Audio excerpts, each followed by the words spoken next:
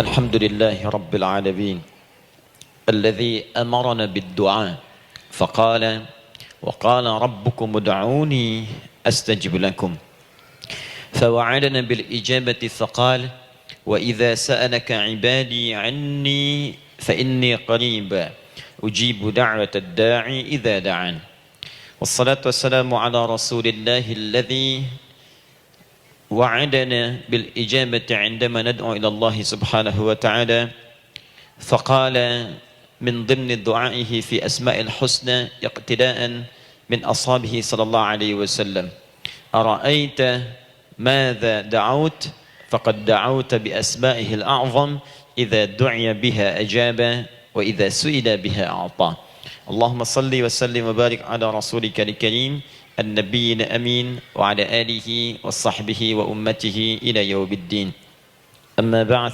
فيا عباد الله أوصي نفسي وإياكم بتقوى الله فقد فاز المتقون فلا تموتن إلا وأنتم مسلمون. Baik, berkah artinya ziyadatul khair wastimraruhu, bertambahnya nilai kebaikan dan konsisten kebaikan itu dijaga sampai pulang menghadap Allah Subhanahu wa taala. Pejabat yang diberkahi artinya diberikan oleh Allah kemampuan menggunakan jabatan itu dengan baik dan dijaga kebaikan itu sampai pulang menghadap Allah. Pengusaha yang diberkahi artinya diberikan oleh Allah kebaikan dalam usahanya sehingga dari kebaikan itu melahirkan dampak-dampak baik di kehidupan sampai kembali kepada Allah. Kiai, ustadz, habib, ulama yang diberkahi artinya orang-orang yang ilmunya dititipkan kebaikan di dalamnya sehingga dengan kebaikan itu menjadikan orang-orang yang diajarnya bukan hanya pintar tapi juga baik menggunakan ilmunya dalam kehidupan. Sekarang kalau kita melacak hadis-hadis Nabi Muhammad SAW, kita akan tiba di satu masa saat orang-orang baik lebih banyak dibutuhkan dibanding orang pintar. Karena Nabi memberikan isyarat jauh-jauh hari akan tiba nanti seorang pengajar gelarnya bisa banyak, ustadz, kiai, habib, alim, tapi tidak ada kebaikan dalam gelar yang melekat itu. Alih-alih mengajarkan ilmu yang baik tapi berpotensi menimbulkan ketidakbaikan dalam kehidupan.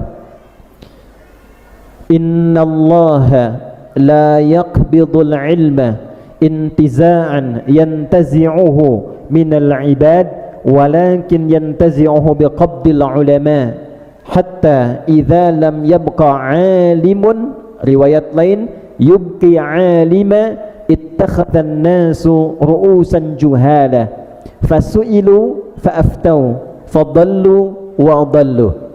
Paham? Tidak.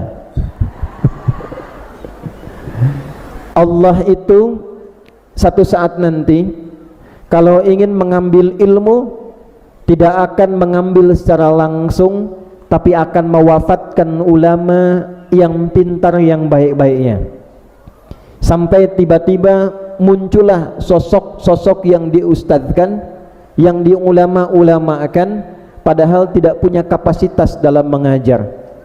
Anehnya ini bahasa Nabi nih, followersnya banyak, subscribersnya banyak, pengikutnya banyak, dijadikan rujukan, ditanya, menjawab, dan jawabannya menimbulkan keresahan dalam kehidupan. Demikian pula akan tiba satu masa yang punya kedudukan berpotensi tidak baik, yang punya usaha berpotensi tidak baik.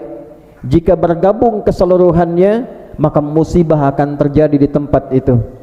Itulah sebabnya kita penting belajar kembali menjadikan diri kita sebagai orang-orang baik, bekerja dengan baik dan pulang kepada Allah Subhanahu wa taala dalam keadaan yang lebih baik.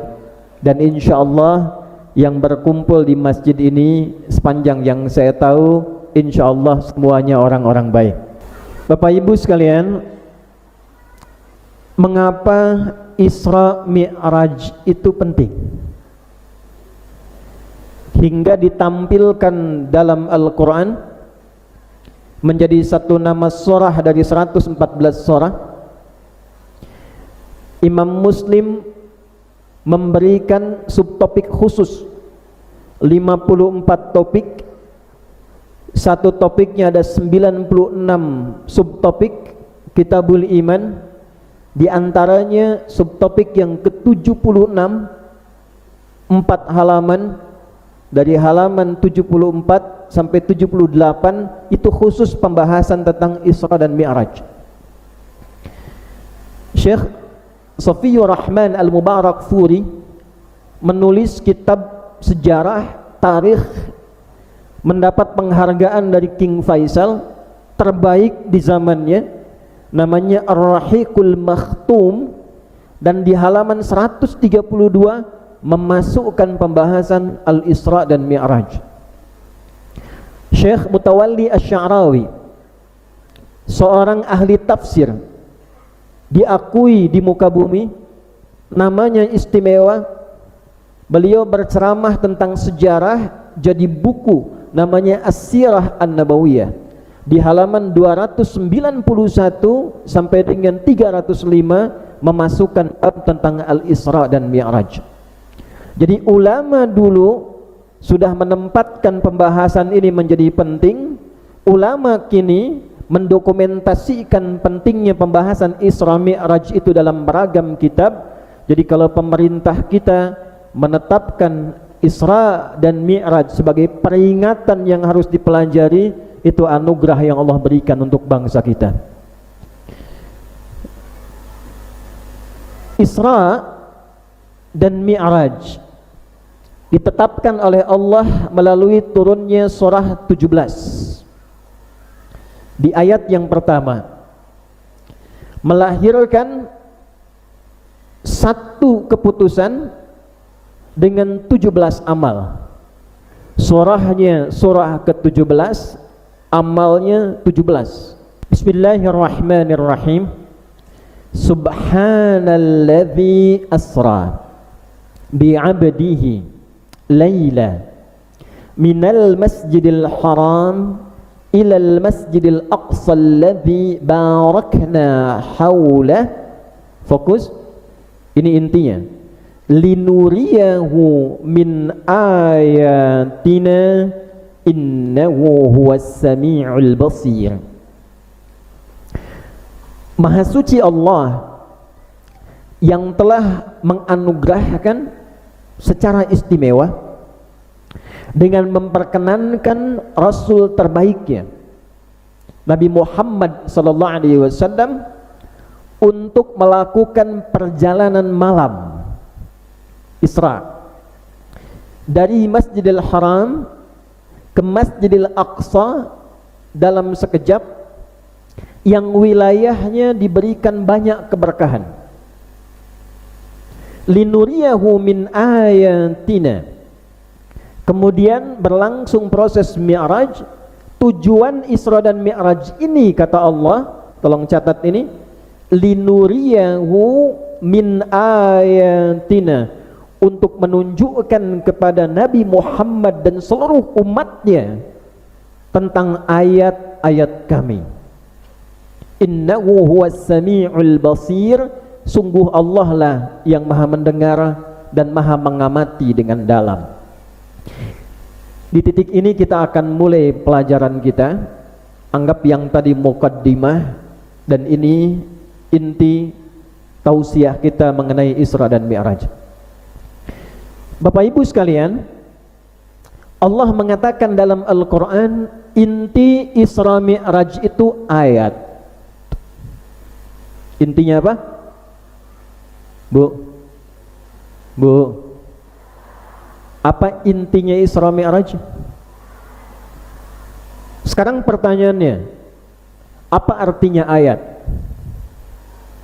Tanda. Apa itu tanda?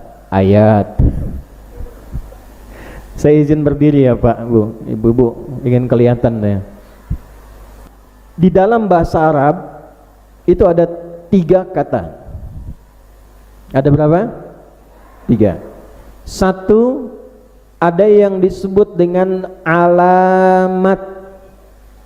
Apa namanya? Saya tulis ya, biar jelas nih. Ibu maaf, saya tanya belakang. Ini kelihatan Bu? Masya Allah. Pak, ini masjidnya berkah Pak. Tuh ibu sana tuh, belum saya tulis udah kelihatan. Imannya kuat sekali tuh. Ini alamat, ini ya. Alamat artinya tanda yang mendekatkan seseorang pada tempat yang dituju. Di mana alamatnya Pak Kapolda, misal Pak Rudi, Anda tahu alamatnya, Anda mudah sampai ke tujuan. Belum tahu alamatnya, Anda berputar mencari tempat tujuannya. Ini alamat. Yang kedua, ada yang disebut dengan simatun, wasmah. Kata bendanya isim, diartikan dengan nama. Nama kita bahasa Arabnya isim, ismun. Jadi isim itu bukan jimat, asalnya nama. Kenapa isim disebut nama? Karena membedakan antara satu zat dengan yang lainnya. Saya Adi, di hadapan saya Pak Yusuf Hamka. Pak Yusuf dengan Adi bedanya terletak pada namanya. Pak Yusuf yang dipanggil beliau, Adi yang dipanggil saya. Jika Anda ingin memberikan tanda yang membedakan satu orang dengan yang lainnya, maka bahasa Arabnya disebut dengan apa? Isim. Karena itu Nabi mengatakan, tandai anggota keluarga kita dengan nama-nama yang indah dan baik, supaya kebaikan nama itu melekat pada perjalanan hidupnya sampai pulang menghadap Allah. Ada beberapa sahabat Nabi yang langsung namanya dirubah oleh Allah, karena nama bagian dari doa. Oh, hati-hati. Dulu pernah ada yang namanya si sedih, zaman Nabi ada, hidupnya sedih terus. Konsultasi ke Nabi, baru datang Nabi langsung bilang, rubah namamu jadi si bahagia. Sejak saat itu berubah hidupnya. Ada nama-nama yang itu mutlak harus diganti. Misal nama setan, itu setan itu kurang lebih ada 9 jenis setan yang hadir di sekitaran kita, punya nama. Di masjid ada setannya Pak, jangan dikira nggak ada. Dan yang pertama kali digoda DKM masjid, bukan jamaahnya, DKM-nya dulu. Sebab kalau DKM-nya sudah nggak benar, jamaahnya malas datang. Nanti kalau sudah bagus, baru dia masuk dalam sholat. Namanya khanzab. Idza udzina fafarra alaihi syaitan wa alaihi dharat.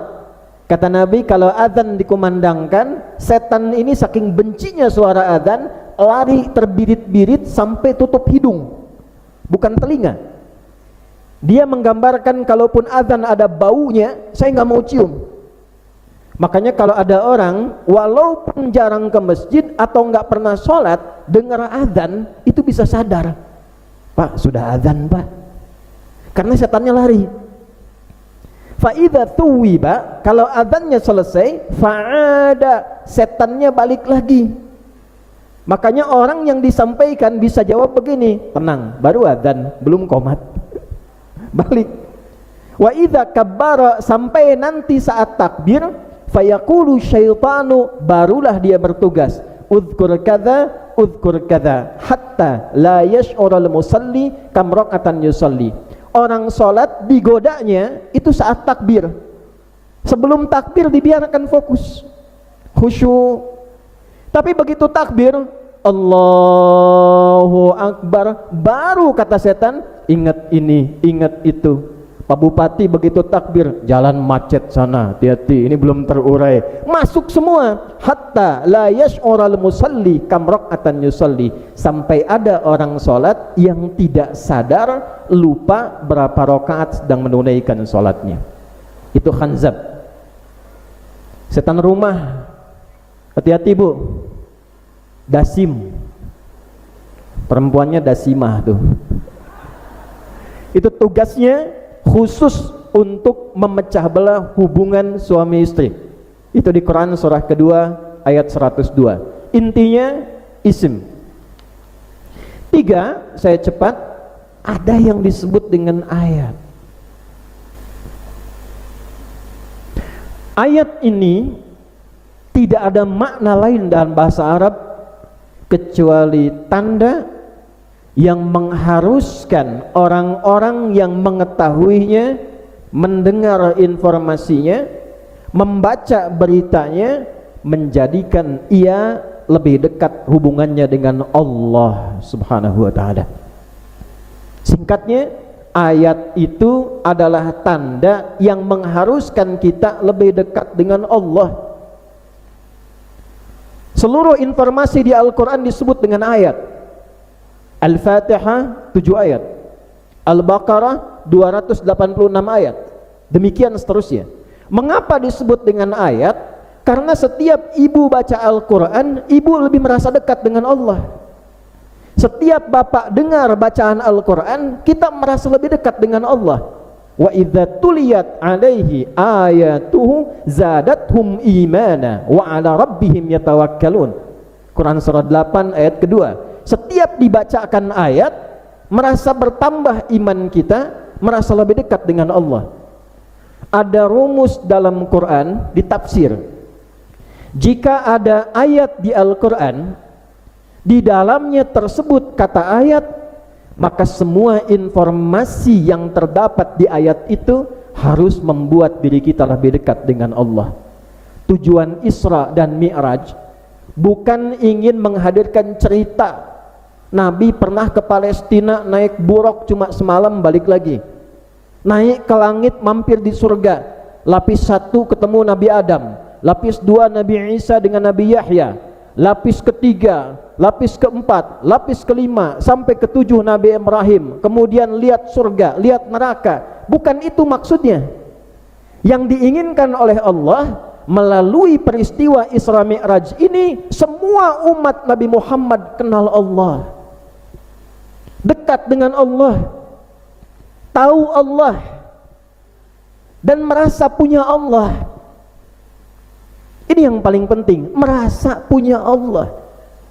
Kalau sudah merasa punya Allah, maka dampak yang terjadi pada hidupnya akan merasa lebih tenang, merasa lebih nyaman, merasa lebih menerima takdir, karena puncaknya dia merasa punya Allah. Mengapa ada orang sering mengeluh? Ternyata bukan karena kurang bahagia, bukan karena kurang uang, bukan karena kurang jabatan. Pada puncaknya merasa kurang punya Allah. Saya tanya, ibu Tuhannya siapa? Maha kaya tidak? Punya segalanya tidak? Kalau kita punya Tuhan yang maha kaya, maka kenapa mesti mengeluh dengan kefakiran? Orang yang punya Tuhan maha kaya, dia akan bangga dengan Tuhannya, tidak akan mungkin mengeluhkan kekurangan hidupnya. Kenapa? Karena dia punya Tuhan yang maha kaya. Kalau sakit, Allah maha penyembuh tidak? Maha segalanya tidak? Kalau dia merasa punya Allah yang maha menyembuhkan, tidak akan pesimis dengan penyakit yang dititipkan. Jadi puncak Isra Mi'raj itu memberikan tanda berupa ayat agar setiap umat Nabi Muhammad merasakan bahwa kita punya Allah. Paham sampai di sini? Sudah pahamkah sejauh ini? Paham ya? Nah, sekarang kalau sudah paham, mari kita urutkan tanda-tanda apa saja yang ditampilkan dari Isra Mi'raj untuk kita bawa pulang. Ada 17 tanda. Isra Mi'raj menurut para ulama waktunya ada 8 versi.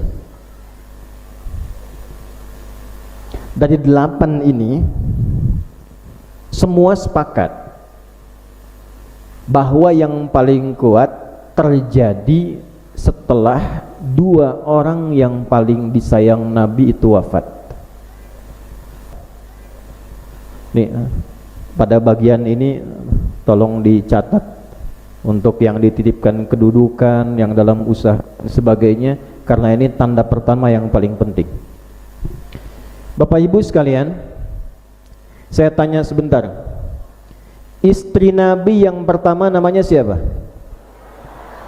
Sayyidah Khadijah radhiyallahu ta'ala anha. Beliau perempuan terhormat bukan? Kaya tidak? Pengusaha bukan? Banyak enggak hartanya? Tahu dari mana? Oh. Nanti kalau umrah, ini saya doakan yang belum bisa berangkat ya. Nabung, tidak cukup dengan amin, nabung. Ini saya kasih gambaran nih.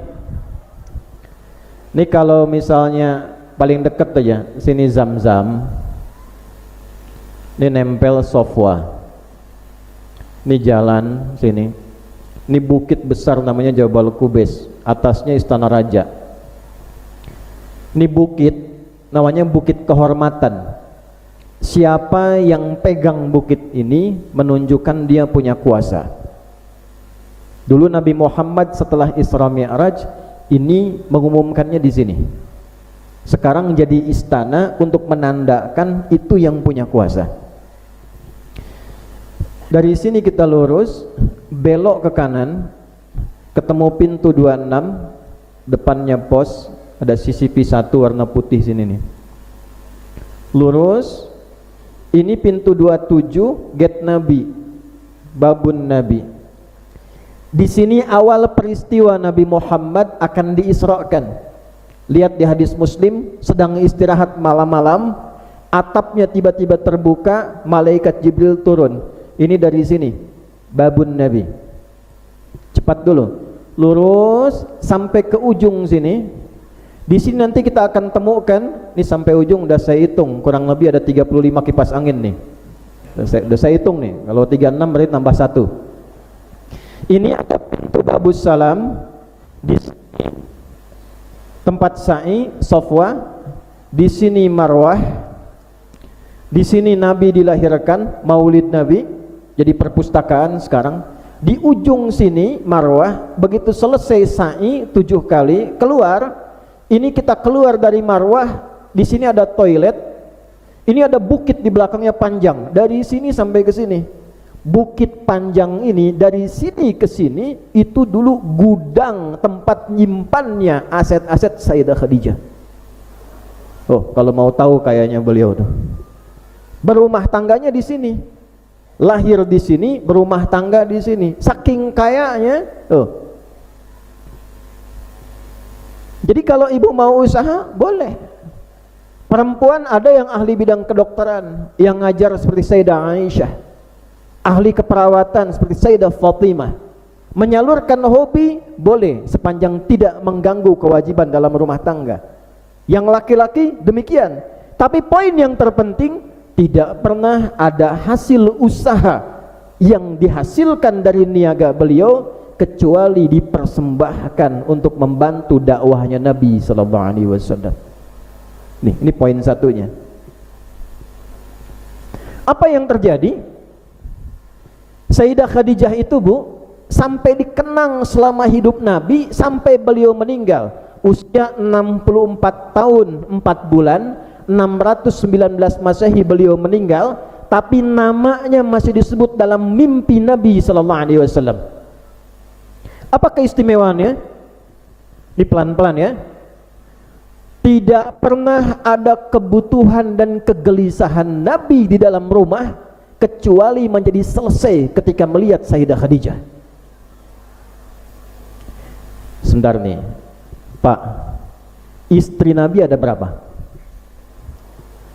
Tenang Bu, saya nggak akan bahas poligami, tenang aja. Saya cuma tanya nih, istri Nabi ada berapa? 11. Pertanyaan saya, kenapa Nabi diizinkan menikah lebih daripada 4 istri? Saya pelajari, ternyata hikmahnya bukan karena poligaminya, karena semua istri Nabi yang 11 itu mewakili semua karakter perempuan di muka bumi. Ada yang cemburuan, senang belajar, ada yang hobi bikin kue, Sayyidah Saudah binti Zam'ah. Ada yang senang tampilan fashion, pakai pakaian. Berangkat ke pengajian, tanya suami, "Papa, mana yang bagus ya, biru apa merah?" Kata suaminya, "Biru bagus deh." Istrinya bilang, "Kayaknya merah deh." Dia tanya tapi udah punya jawaban. Begitu keluar, hijau tuh. Model begitu ada. Nah, semua ini dididik oleh Nabi Shallallahu Alaihi Wasallam sehingga semua karakter-karakter itu menjadi baik, dan puncaknya terletak pada Sayyidah Khadijah.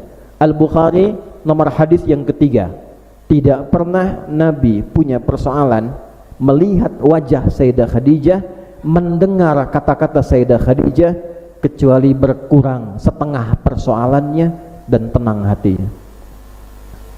Nih Pak Ateh, Nabi turun dari Gua Hira. Saya pernah naik tuh Pak. Gua Hira itu dari rumah Nabi ke bukitnya aja 5 bukit lagi. Dari bawah ke atas 700 meter. Turun lagi sedikit baru ada guanya. Kenapa dipilih Gua Hira? Salah satu hikmahnya karena semua bentuk batu di gua itu langsung menghadap ke arah Ka'bah. Jadi Nabi kalau naik mengamati, masuk lagi, tahannus, ibadah sama Allah. Satu kali wahyu belum turun siang-siang, persis seperti sekarang. Turun beliau dari atas, mau pulang ke rumah. Al-Bukhari dari Jabir bin Abdullah. Sampai di tengah-tengah, tiba-tiba suasana kosong, muncul suara. Muhammad, tengok kanan kosong, kiri nggak ada orang. Muhammad, belakang kosong. Begitu ke atas, ini di hadisnya, saya melihat sosok besar seperti duduk antara langit dan bumi, manggil Muhammad, Muhammad. Faru'ibtu minhu, kata Nabi, aku gelisah, bulu kuduku naik, aku percepat jalanku pulang. Karena itu pertama kali melihat Jibril dalam bentuk aslinya. Sedang gelisah, ada rasa takut. Sampai rumah, dibuka pintunya oleh Sayyidah Khadijah, melihat wajahnya, hilang setengah gelisahnya. Bisa nggak tuh bapak pulang ke rumah lagi banyak masalah, begitu lihat istri, tambah masalah. Nah, kalau hilang setengah masalah, itu Sayyidah Khadijah. Zammiluni, zammiluni, tolong selimuti aku, selimuti aku.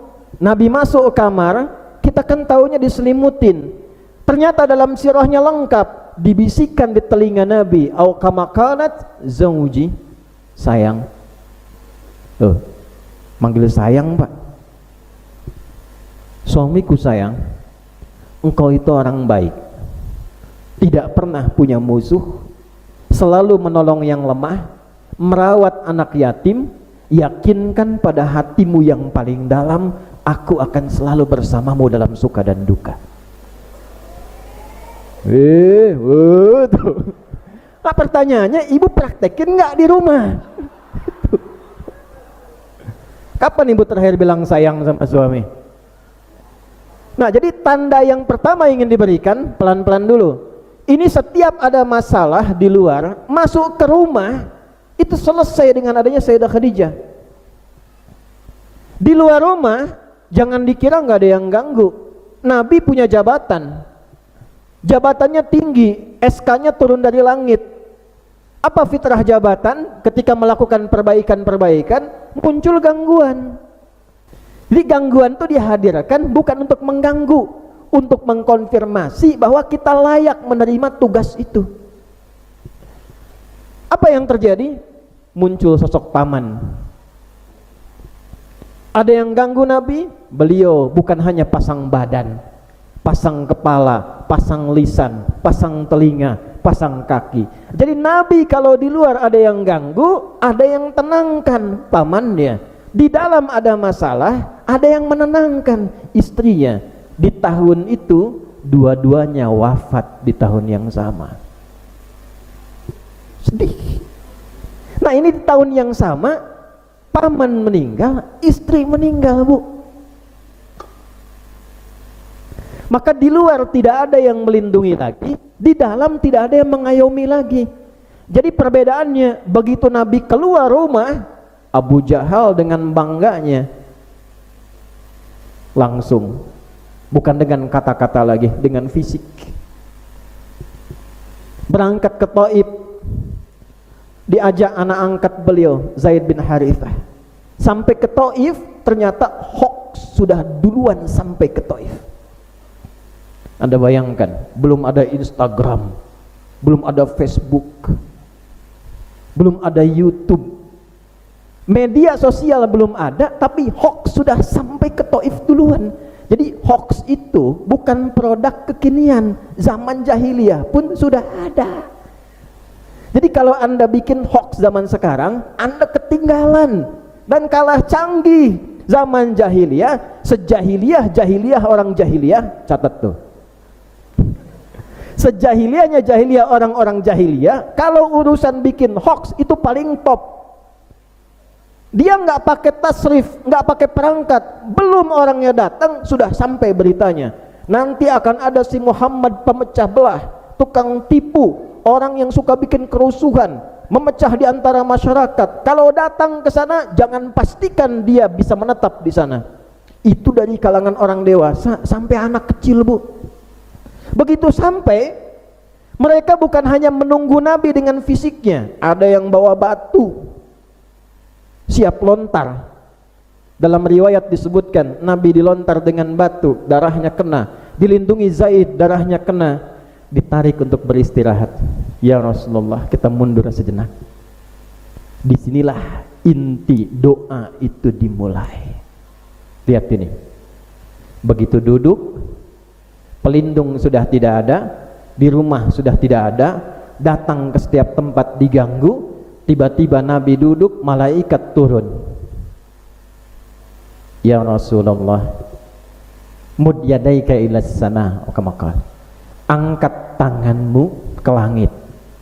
Langit itu kiblatud doa. Makanya kalau doa kita begini, Ka'bah kiblatus shalah. Angkat tanganmu, mohonkan pada Allah supaya aku mengangkat 2 gunung di Taif untuk menghimpit mereka. Sampai sekarang lokasinya masih ada. Pak Fahmi satu saat kalau mau ikut saya tunjukkan tuh. Apa jawab Nabi? Yang viral cuma sampai sini. La innahum qaumun la ya'lamun. Jangan. Mereka belum tahu saja siapa saya. Saya berharap dengan sikap ini nanti di Taif akan hadir keturunan ke depan orang-orang baik yang kenal Allah. Jadi orang baik itu nggak pendendam. Kalau mau nyari teman yang terbaik, salah satu karakternya Ali Imran ayat 134, cari orang baik yang hatinya bersih, yang bebas dari sifat dendam. Wal kadhiminal ghaidha. Perhatikan doanya. Nabi duduk, badan berdarah, kemudian keluarlah doa itu. Ilahi, ila man takiluni, a ila ba'idin yu'limuni, am ila qaribin yu'dhini au yuhjimuni, fa ana radin ma lam taghdab alayya, la haula wala quwwata illa billahil aliyyil azim. Nanti saya ijazahkan doa ini, Bapak Ibu boleh simpan. Au kama qala sallallahu alaihi wasallam, ya Allah, kemana lagi engkau akan perintahkan aku membawa misi dakwah ini? Apakah tempatnya masih jauh, tapi ketika aku sampai di situ aku akan disakiti lagi? Atau tempatnya dekat di sini, tapi ketika sampai aku akan diteror lagi? Aku tidak peduli ya Allah, sepanjang engkau tidak marah kepadaku, aku siap ditempatkan dimanapun. La haula wala quwwata illa billahil aliyyil. Setelah doa itu dipanjatkan, muncullah undangan Isra Mi'raj. Itu asalnya. Maka tanda pertamanya apa? Pertama, sebaik-baiknya kita punya teman, sebaik-baiknya kita punya pasangan, sebaik-baiknya kita punya harapan dalam tugas dan jabatan, tetap semua itu tidak akan pernah mengalahkan kuasa dan takdir Allah Subhanahu wa ta'ala. Maka yang pertama kita harus lakukan, Allah beri tanda. Kalau sudah ada orang-orang sekitaran kita yang mengatakan mustahil, tidak mungkin, nggak bisa, nggak ada, itu tanda pertama, Bu. Tanda pertama dari Allah, tinggalkan pendapat manusia, langsung kembali pada Allah. Hikmah satu. Ibu kenal Nabi Zakaria? Kenal di mana? Luar biasa yang Nabi Zakaria punya istri namanya Eliasobat, bahasa Latinnya Elizabeth. Ujiannya sampai sepuh divonis secara medis tak mungkin punya keturunan. Maaf, divonis monofos dan mandul. Orang-orang mengatakan ini nggak mungkin punya keturunan, ini nggak bisa punya keturunan. Apa yang terjadi? Nanti lihat Quran surah ketiga Ali Imran di ayat 38 sampai 39. Ketika orang mengatakan ini tidak bisa, ini tidak mungkin, beliau tinggalkan opini publik, langsung menunaikan sholat 2 rakaat, ditunaikan sholat, dalam sholatnya minta kepada Allah, menyebut nama Allah yang memberi batas-batas dalam pemberian dan tidak ada batas di dalamnya bagi Allah. Namanya Wahhab. Apa namanya? Nah, ini rumus. Kalau ibu sedang punya masalah, minta sama Allah, cari nama Allah sesuai masalah kita. Namanya Al-Asmaul Husna. Dalilnya di surah 17 Al-Isra ayat 110. Qulid Allah, diperintah. Hei fulan, kalau engkau punya masalah, sedang sulit di pekerjaan, di rumah tangga, kehidupan sosial, kata Allah, sebut nama Allah, minta. Mungkin bukan kurang pintar, bukan kurang ilmu, kurang doa. Sebut nama Allah, ya Allah. Awid Ar-Rahman, atau sebut namanya Ar-Rahman. Jadi bukan bikin status, Bu. Mengapa aku seperti ini, ya Allah? Aminkan ya. Doa. Makanya ngaji yang benar. Tolong ketua yayasan nanti ya. Pelajaran-pelajarannya harus betul tuh. Bukunya, kitabnya, pesantrennya pakai kitab yang benar. Jalasa yajlisu jilsatan wa jalsan. Itu pakai. Nah, sekarang orang ngajinya berubah. Fasbaka yufasbiku Facebookan. Instagramayan, Instagrimu Instagraman. Tabaya tubuh YouTuban. Allah bilang punya masalah, doa. Ini punya masalah, bikin status, gak selesai-selesai. Ayyamma tad'u, kalau anda tahu, falahul asmaul husna, pilih nama Allah dari 99 itu yang sesuai kebutuhan kita. Hafal 99 bagus. Tapi kalau mau doa, tidak harus semuanya, Bu. Pilih salah satu. Misal, ada masalah belum selesai, Yal Fattah. Rumusnya, ya Allah, Yal Fattah. Iftahli abwabal khair. Ya Allah yang maha pemberi solusi, bukakan padaku pintu-pintu solusi dari masalah ini.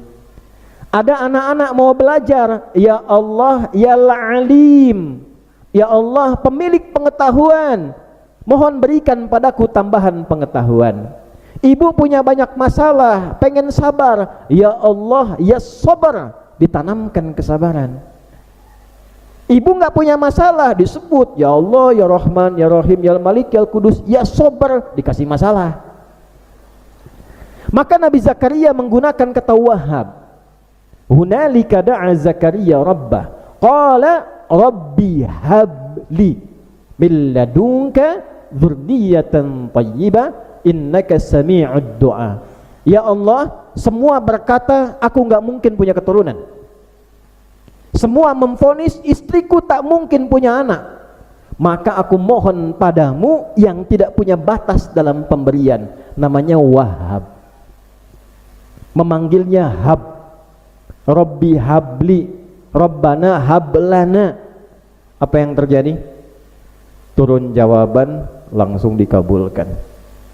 Jadi tanda pertama Isra Mi'raj, kalau sedang punya masalah, sedang sulit, orang mengatakan tak mungkin lagi, maka katakan pada diri kita, saya masih punya Allah. Saya masih punya. Itu poin satu. Sekarang cara mintanya bagaimana? Ini akhir pembahasan kita. Saya mau doa, mau minta, punya masalah, sedang tugas ada yang ganggu, di rumah tangga rumit situasi, berniaga ada yang nipu. Gimana cara kita minta? Dipanggillah Nabi oleh Allah, berangkat ke Baitul Maqdis, ditunjukkan peta dunia tentang perjalanan umatnya, dinaikin ke atas ke langit, khusus menerima cara kita untuk umat Nabi Muhammad memohon kepada Allah saat memiliki beragam persoalan untuk dimudahkan dalam kehidupan. Naik. Nih, saya kasih rahasia ya. Cuma ini antara kita aja nih. Nabi Musa tahu? Nabi Ibrahim? Pelan-pelan ya. Semua nabi dari Nabi Adam sampai Nabi Isa alaihissalam itu menerima wahyunya di bumi. Nggak pernah tahu langit. Nabi Ibrahim pernah ditampakkan, tapi nggak pernah ke langit, ditampakkan aja. Buka Al-An'am ayat 75. Wa kadzalika nuri Ibrahim malakutas samawati wal ard. Kami pernah tampakkan pada Ibrahim, dibukain tuh pintu langit, dibuka. Sehingga Nabi Ibrahim bisa lihat dari bawah saja, lihat Baitul Ma'mur. Makanya ketika meninggal, di antara cita-citanya pengen senderan di Baitul Ma'mur. Makanya di hadis Isra Mi'raj, begitu Nabi sampai ke langit ke-7, disambut Nabi Ibrahim sedang senderan di Baitul Ma'mur. Nabi Musa alaihi salam, lihat Quran surah Thaha ayat 23. Linuriyahu min ayatinal kubra, ditunjukkan ayat tapi masih di bumi, di Bukit Tursina. Nabi Isa menerima ayat masih di bumi, dekat Zaitun. Nabi Muhammad di bumi ditampakkan, seisi diperlihatkan, dinaikkan ke langit supaya tahu antara langit dan bumi semua alamnya. Ini menunjukkan keagungan Nabi Muhammad. Makanya bersyukur kita punya Nabi Muhammad. Jadi perintah untuk ibadahnya, perintah mengatasi persoalannya, disampaikan undangannya di bumi, perintahnya langsung diturunkan di langit. Dua alam menjadi saksi. Hanya untuk memberikan hadiah spesial ini, tujuan utamanya bukan ingin memberikan beban pada umat, tapi mengentaskan semua persoalan yang dihadapi. Singkatnya apa? Diberikan perintah sholat. Apa namanya? Nah, itulah inti Isra Mi'raj. Nah, saya akan berbagi sesuatu yang jarang dibahas. Baik, betul sholat itu ibadah, tapi intinya apa? Sholat dalam bahasa Arab itu seakar dengan kata silah. Ini sod lam ta, dari kata wasala yang artinya nyambung, terhubung, terkoneksi.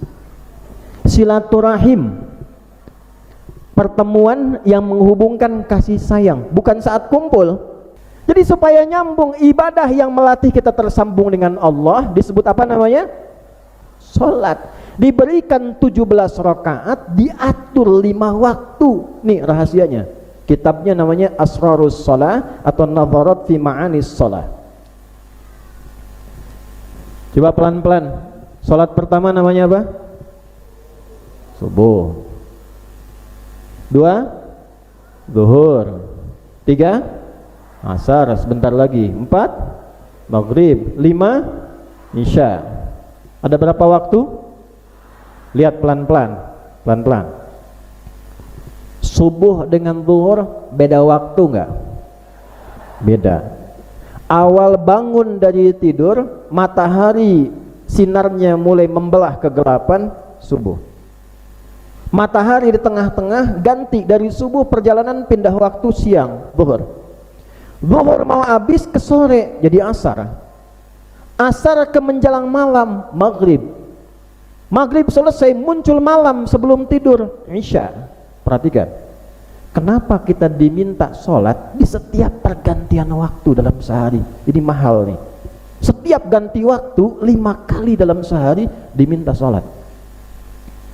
Saya kasih analogi nih ya.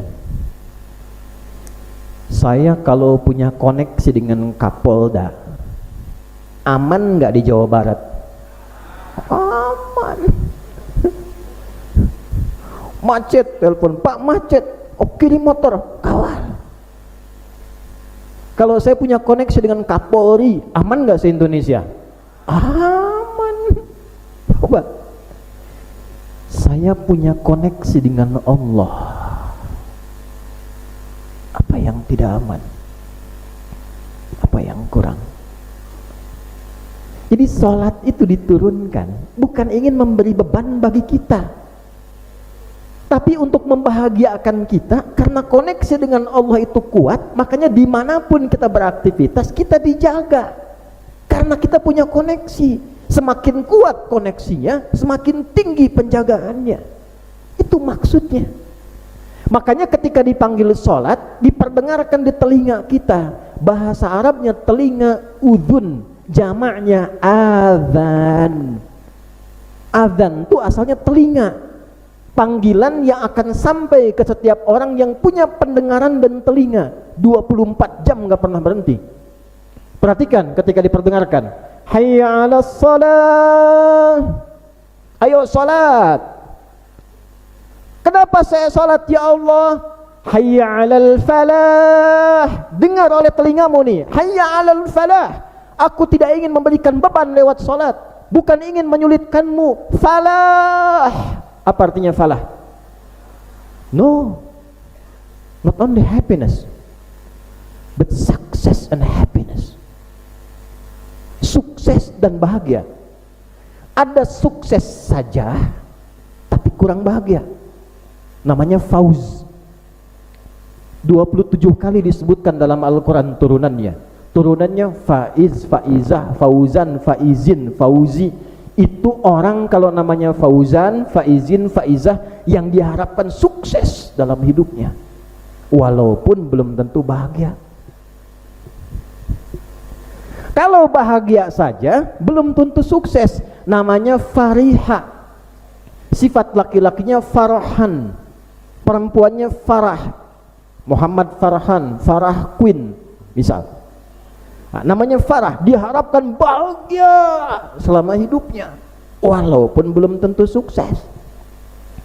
Nah, ibu pilih dah, sukses tapi tidak bahagia, atau bahagia tapi tidak sukses.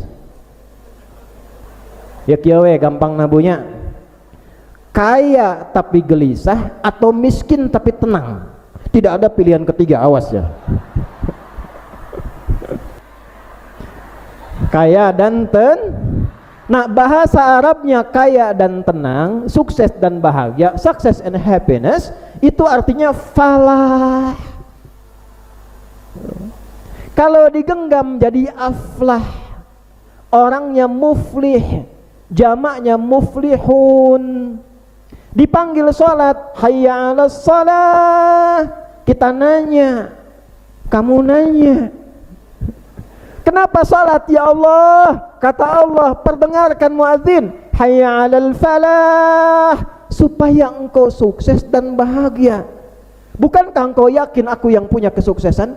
Bukankah engkau beriman aku yang punya kebahagiaan? Sekarang kau datang sujud kepadaku, minta aku berikan.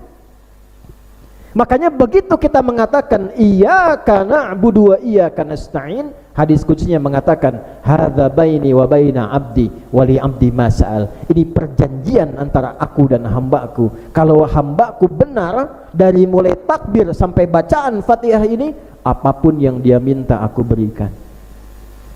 Ini asal rahasianya. Jadi begitu Nabi Muhammad itu cintanya pada kita, dalam Isra Mi'raj itu masih minta dibebaskan umat beliau dari kesulitan. Kalau bahasa kitanya gini, Anda kalau ngaji di kitabnya, Anda temukan redaksinya. Begitu menghadap kehadirat Allah itu, kan Nabi mengatakan begini, at-tahiyyatul mubarakatus salawatut thayyibatu. Itu yang kita baca dalam tahiyat. Ya Allah, semua penghormatan, kebaikan, kemuliaan hanya milik-Mu saja. Dijawab oleh Allah, assalamu alayka ayyuhan nabi wa rahmatullah wa barakatuh. Karena engkau menghormatiku, memuliakanku, mengagungkanku, aku berikan jaminan padamu keselamatan, kebaikan dan kemuliaan. Perhatikan jawab Nabi. Nabi jawab lagi, assalamu alayna wa ala ibadillahi salihin. Ya Allah, jangan aku saja, umatku ya Allah, hamba-hambamu yang saleh. Sifat pertama soleh di Al-Quran itu diterjemahkannya amalnya lewat solat. Kapan seorang disebut soleh? Ketika punya iman, imannya dipakai solat. Di mana dalilnya?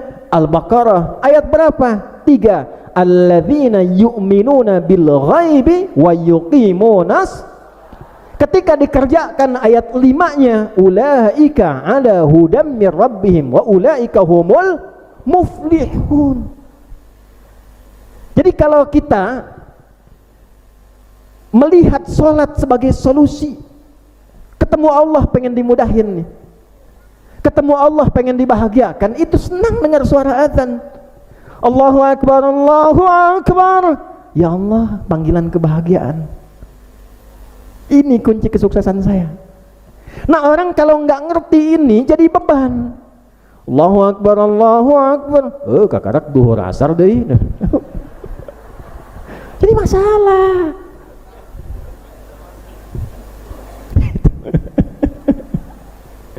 Jadi ketika diminta sholat, itu bukan beban. Rahasia Isra Mi'rajnya permohonan Nabi supaya dengan itu hidup kita dimudahkan. Nah, saya tutup. Ternyata setelah dilacak, semua Nabi dan Rasul sholat. Nabi Musa sholat, Quran surah 20 ayat 14 informasinya. Nabi Isa sholat, Quran surah 19 ayat 31 sampai 33 informasinya. Nabi Ismail, kakek Nabi Muhammad SAW, kurang lebih yang ke-33, sholat, bahkan minta keluarganya sholat. Wa kana ya'muru ahlahu bis shalah, Quran surah 19 ayat 33. Anda urutkan dari Nabi Muhammad sampai Nabi Adam, semua sholat. Muhammad SAW bin Abdullah bin Abdul Muttalib bin Hashim bin Abdul Manaf bin Qusay bin Murrah bin Kilab bin Ka'ab bin Ghalib bin Fihir bin Malik bin Nadar bin Kinanah bin Khuzaimah bin Mudrikah bin Ilyas bin Nizar bin Mudar bin Ma'ad bin Adnan bin Addi bin Adri bin Muqawwam bin Nahur bin Tarikh bin Ya'rub bin Yasjub bin Nabit bin Ismail alaihissalam bin Ibrahim alaihissalam bin Azar atau bin Nahur bin Abir bin Kinan bin Arfahshad bin Sam bin Nuh alaihissalam bin Mihlail Matusyalah bin Kinan bin Anwas bin Tis bin Adam alaihissalam. Coba Pak Bupati diulang itu. Semua sholat. Punya masalah di rumah, sholat. Punya masalah di kantor, sholat. Punya masalah di masyarakat, sholat. Makanya panggilan sholat dibuka dengan hajat. Wasta'inu bisabri was. Nah itu ibu tahu. Kalau sedang punya masalah, terima dulu. Karena dikirimkan kita mampu menerimanya. Solusinya sholat, bukan bikin status. Jadi itulah inti Isra Mi'raj. Bersyukur alhamdulillah pemerintah menetapkan ini libur. Bukan sekedar untuk cari dunia, tapi supaya kita ingat Allah lagi. Di mana di negara ada libur Isra Mi'raj? Indonesia dikasih. Supaya apa? Hikmahnya satu, ingat Allah lagi. Negara ini merdeka dengan kalimat Allah. Lihat preambul undang-undang, atas berkat rahmat Allah yang Maha Kuasa. Lapis-lapis kebangsaannya pakai nama Tuhan. Negara berdasar atas ketuhanan yang Maha Esa. Pasal 29 ayat 1.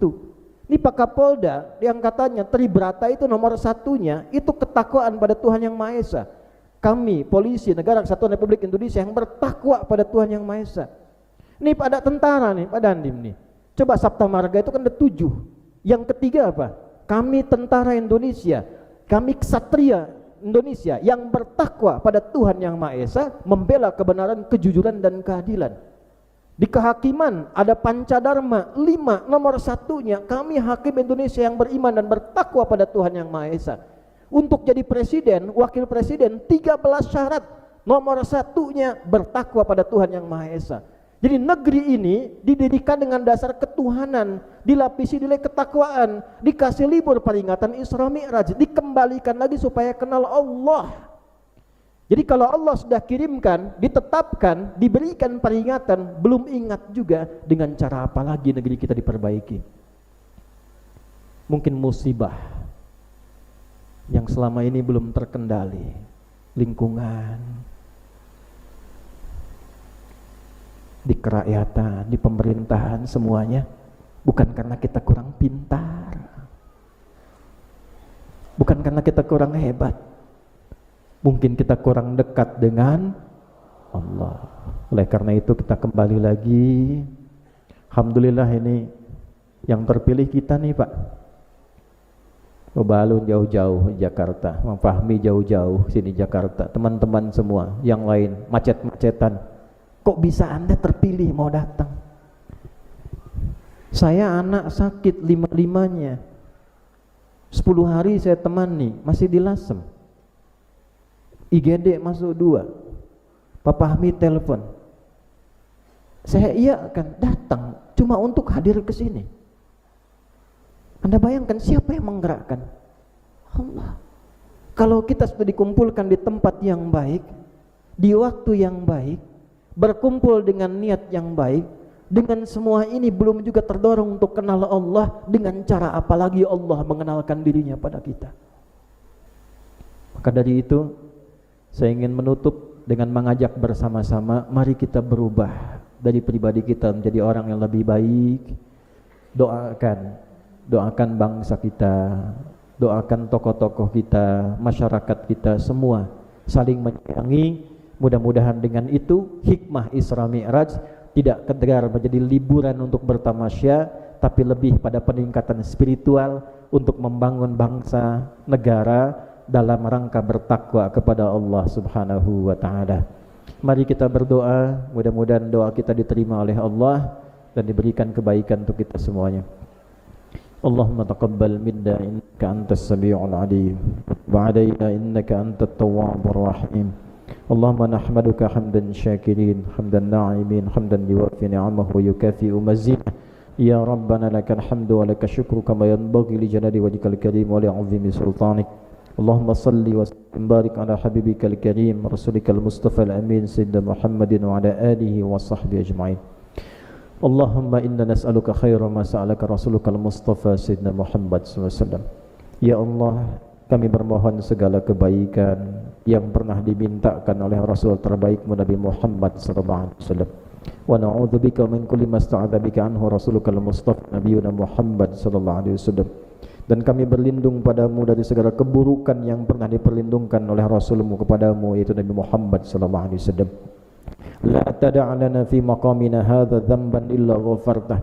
Ya Allah, mohon ya Allah, jangan biarkan ada pendosa hadir di pengajian ini kecuali Engkau ampuni seluruh dosa-dosanya. Wala hamman illa farajtah. Jika ada yang datang tengah gelisah hatinya, jangan biarkan dia pulang meninggalkan masjid ini kecuali Engkau telah tenangkan keadaan hatinya. Wala maridan illa syafaitah. Jika ada yang sakit di antara kami, mohon sembuhkan dan angkat penyakitnya. Allahumma wala asiran illa yasartah. Jika ada yang hadir sedang merasakan kesulitan dalam hidupnya, maka dengan keikhlasannya hadir di pengajian ini, ringankan dan hilangkan segala kesulitannya. Allahumma wala dainan illa qadaitah. Jika ada yang hadir diliputi utang dalam hidupnya, limpahkan rizki kepadanya untuk melunasi utang-utangnya. Allahumma khfad biladana Indonesia waj'alha baldatan tayyibatan wa anta tardaha wahdi ru'asaha wa umara'aha liyahtadu ilaika liyakhaffifu hisabahum yaumal qiyamah. Ya Allah, mohon jaga negeri kami Indonesia, jadikan sebagai negeri yang baik, yang tenang, yang Kau ridai. Berikan hidayah pada seluruh pemimpinnya di semua level berbangsa bernegara ini, ya Allah. Berikan hidayah pada mereka agar bijak dalam mengelola negeri ini, yang meringankan hisab mereka saat kembali kepada kiamat. Allahumma ihfaz ulama'ana waj'alhum mukhlashina lakaddin. Ya Allah, mohon jaga para ulama kami, berikan kemampuan untuk mencerahkan masyarakat, menjauhkan dari perpecahan, menyatukan dalam kebaikan. Allahumma barik hadzal masjid, barik hadzal makan bikamilih, wa barik hadzal masjidil mu'tamiri. Ya Allah, mohon berkahi masjid ini, seluruh tempat yang ada di area ini. Berikan keberkahan, kebaikan dan pahala jariah pada siapapun yang berkontribusi membangun kebaikan di tempat ini. Allahumma barik ya Allah Madinat Purwakarta waj'alha mutmainnatan anta tardaha. Ya Allah, berkahi kota Purwakarta ini, berkahi masyarakatnya, berikan hidayah pada para pemimpinnya, satukan dalam kebaikan untuk menaati-Mu ya Arhamar Rahimin.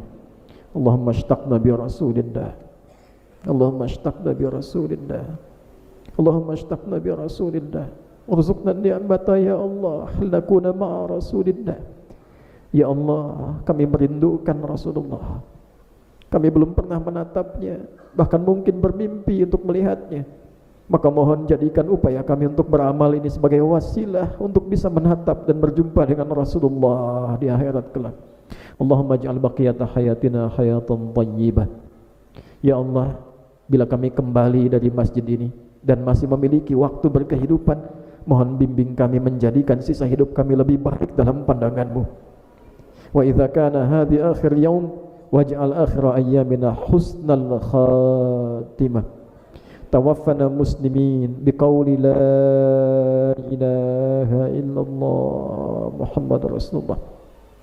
Ya Allah, bila dengan takdir-Mu kami harus wafat di hari ini, maka mohon jadikan cara dan waktu wafat kami husnul khatimah. Berikan kami kemampuan di lisan kami untuk mengucap kalimat tauhid la ilaha illallah Muhammad Rasulullah.